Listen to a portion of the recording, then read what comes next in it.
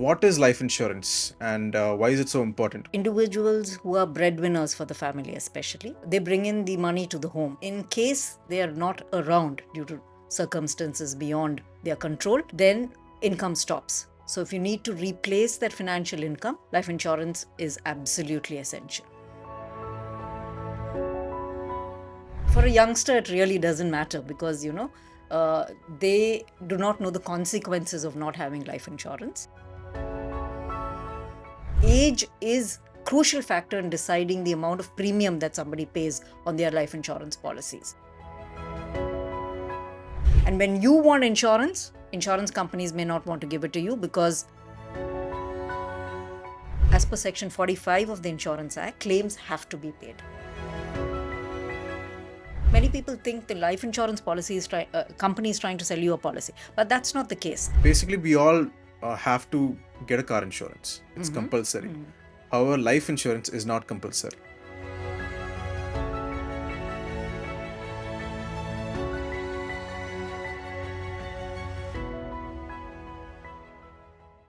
Hello, everyone, and welcome to a new episode of Shri Consultants podcast, where we give you the exclusive and most sought after answers relating to finance in this day and age. And relating to that, today we have a very special guest with us. Her name is Mrs. Abhirami Shankar. She holds with her almost 2 decades worth of experience in the realm of insurance. She's been the vice president of Aviva Life for almost 2 decades, and she's handled both South India and West India in terms of training people for the insurance products. So, thank you so much for gracing us with your presence, ma'am, despite your busy schedule. Welcome to Shri Consultants Podcast. Thank you so much for having me, Joe. So, let's just start off with a general question. So, what is life insurance and why is it so important, according to you, from your experience? Life insurance is very, very important because, as you know, individuals who are breadwinners for the family, especially, they bring in the money to the home, right? And in case they are not around due to circumstances beyond their control, then income stops. So, if you need to replace that financial income, life insurance is absolutely essential. Thank you for that, ma'am. So, we find nowadays, especially the generation in their 20s, they don't really take life insurance that seriously. So, if you had to convince them in a simple sentence on why they need life insurance, what would you say? I completely agree with you that for a youngster, it really doesn't matter because, they do not know the consequences of not having life insurance. Okay. The only thing that could actually convince a youngster is that when they take a life insurance policy when they're younger, it comes to them at a much lesser premium than they would pay at a later stage. So for somebody who's, let's take an example. For example, if there's a youngster who's in about 25 years old, he would be paying much lesser premium for a policy compared to a 35-year-old, right? Because age is a crucial factor in deciding the amount of premium that somebody pays on their life insurance policies. So it is one reason that they should start early. And, because it's odd to say it, but life insurance is about everything about a risk, covering the risk of dying too early, right? So if they start early, the premium that they pay will be far less compared to when they start late. But the irony is that it is only when they get older that people really think that they require insurance. And when you want insurance companies may not want to give it to you because the risk is too high for them to take, right? So, youngsters do start early because it's crucial. You have lots of benefits by starting early. Yeah, I guess that's one of the ironic sides of human nature is that we only realize the importance of something once it's too late. Absolutely, absolutely. Just to share an example with you, John, just the other day, we had a client of ours who wanted an insurance policy. He was 35 years old and he called very desperately asking for insurance. But when somebody calls in, there's something wrong, right? Because and then it happened so that he'd been detected with kidney cancer and he was very, very worried for his child who was just 5 years old. So, insurance is something that you should take well in advance to protect your family and loved ones. So, when we look at life insurance, there can be very confusing jargons that don't make sense, such as riders, Yeah. or sum assured or surrender value. Can you just shed some light on what these jargon terms mean and how, for other jargon terms, also we can just easily understand them? See, let's take sum assured for a start. Okay. See, sum assured is the amount of insurance that the insurance company is willing to give you. Okay. And this depends on a few factors. One is your age. As I told you, age is a criteria for deciding the amount of premium that you need to pay, and also the sum assured that they can one can get, sorry. And the other one is your income, the income that you earn. So typically what we talk about here is something called as human life value. Like we need to have a value on how much a person can actually be given insurance. So we call that human life value to make this calculation extremely simple, right? Now, say for example, you are, say, 30 years old. You will be working for another 30 years. I'm just making it a round number so calculations are Sure. a little easy.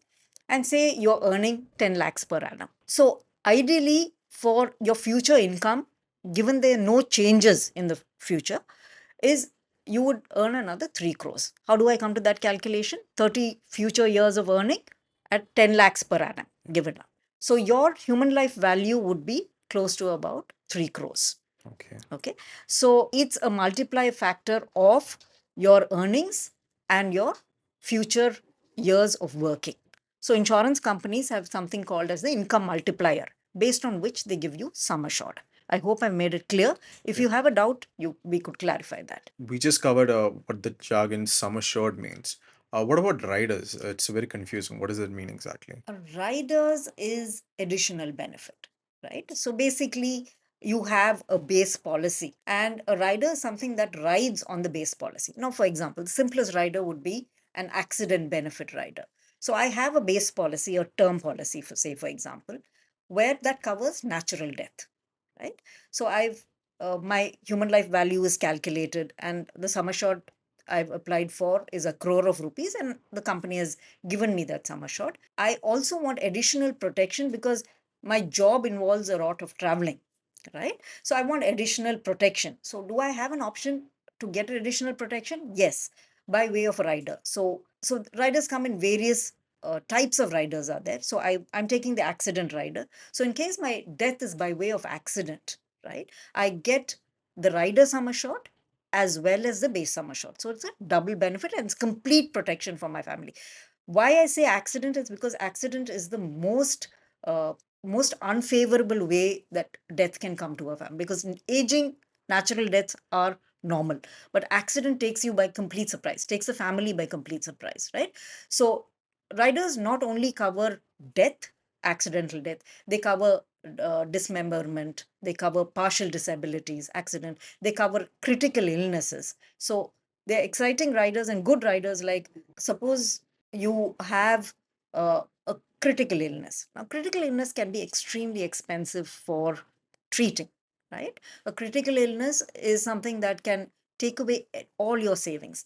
And the main purpose of insurance is it brings you back to the situation that you were by not affecting your savings. So you don't want to touch your savings.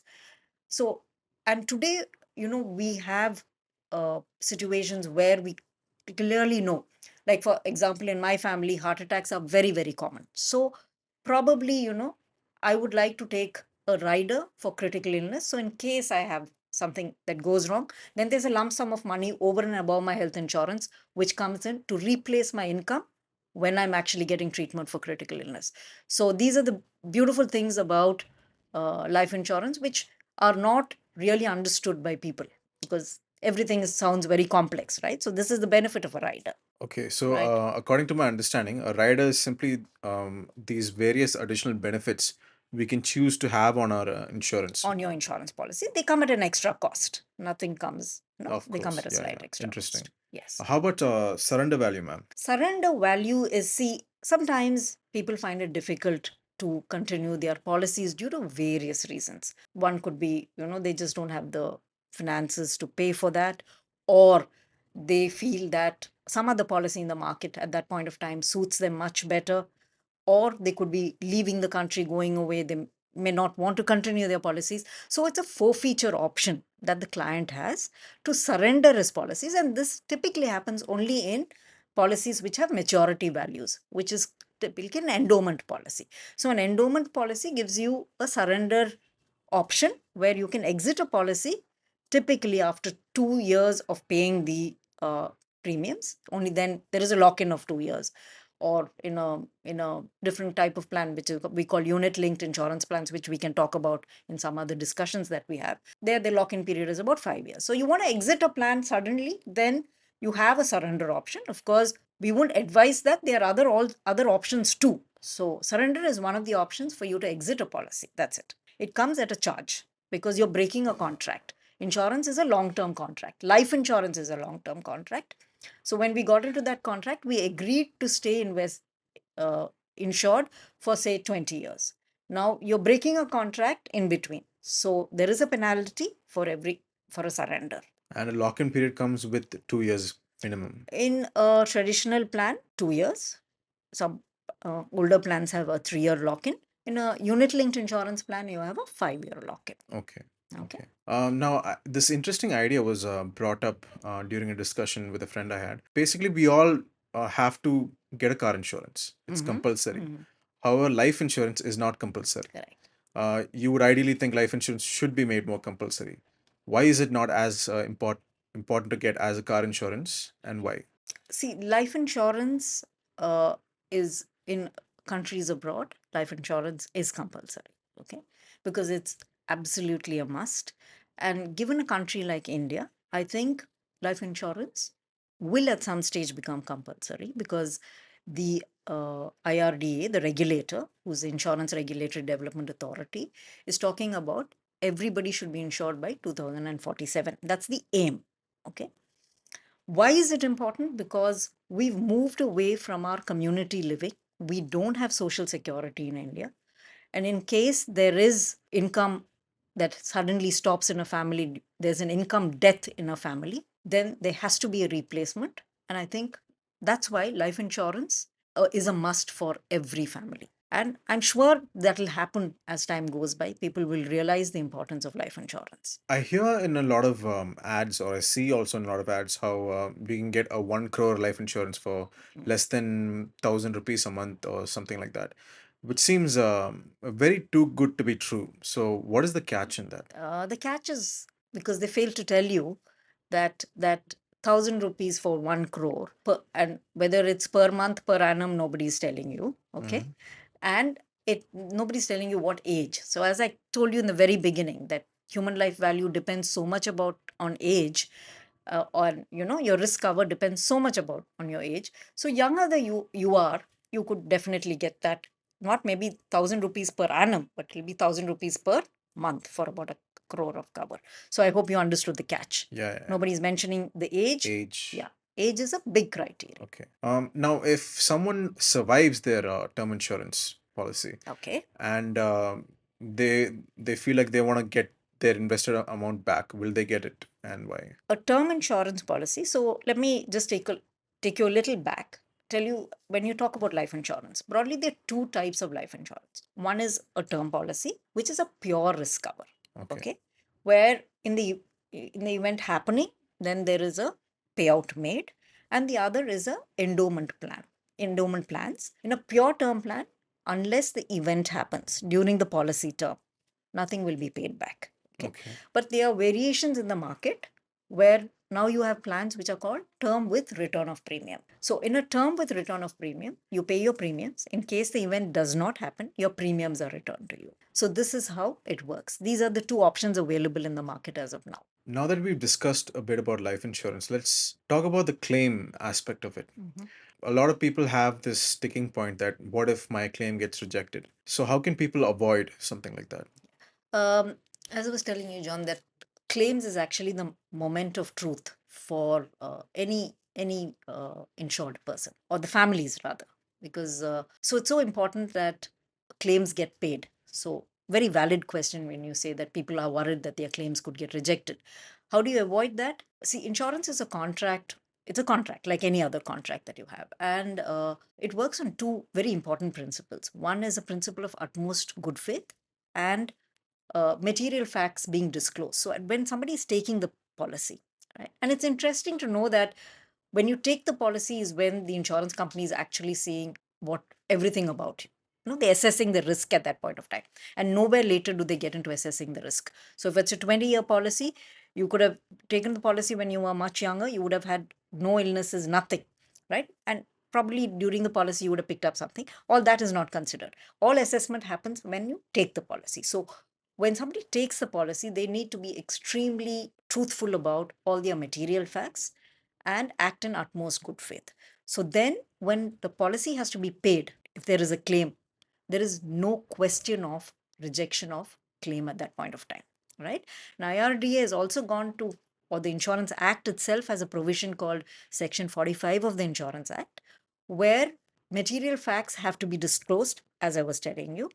And within 3 years, if the insurance company does not agrees that all material facts have been disclosed by the client, then after 3 years, the claim has to be paid whatever happens. Okay, not many people are aware of this. I hope you're getting my point. Yes. That within 3 years, the insurance company has a chance to repudiate the policy Hmm. or to cancel the policy saying that you've not given me all the material facts. Okay.